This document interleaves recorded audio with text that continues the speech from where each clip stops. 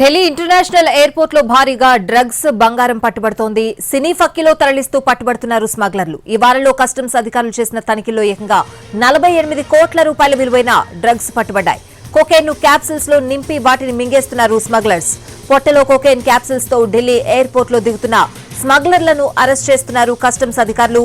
14 కోట్ల రూపాయల విలువ చేసే 897 గ్రాముల కోకైన్ ను తాజాగా సీజ్ చేశారు.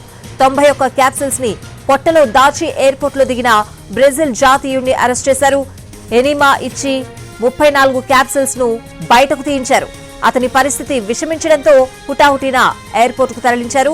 శస్త్రచికిత్స చేసి పొట్టలో మిగిలిన 57 కోకైన్ క్యాప్సిల్స్ ను బయటకు తీశారు వైద్యులు.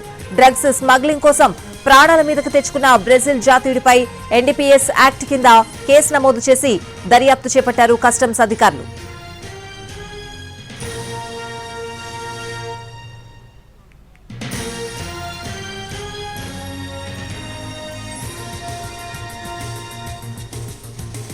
ఈ నెల 7న కోకైన్ క్యాప్సిల్స్ ను మింగేసిన కెనియా జాతీయుడిని అరెస్ట్ చేశారు కస్టమ్స్ అధికారులు. అతను పొట్టలో దాచిన 77 కోకైన్ క్యాప్సిల్స్ ను బయటకు తీశారు వైద్యులు. 822 గ్రాములున్న కోకైన్ విలువ మార్కెట్లో 13 కోట్ల రూపాయలు చేస్తుందని అంచనా వేశారు.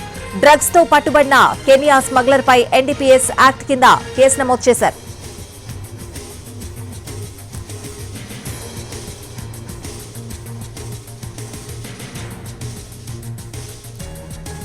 ఢిల్లీ అంతర్జాతీయ విమానాశ్రయంలోనే ఈ నెల 6న కస్టమ్స్ అధికారులకు చిక్కారు ఇద్దరు బ్రెజిలియన్లు.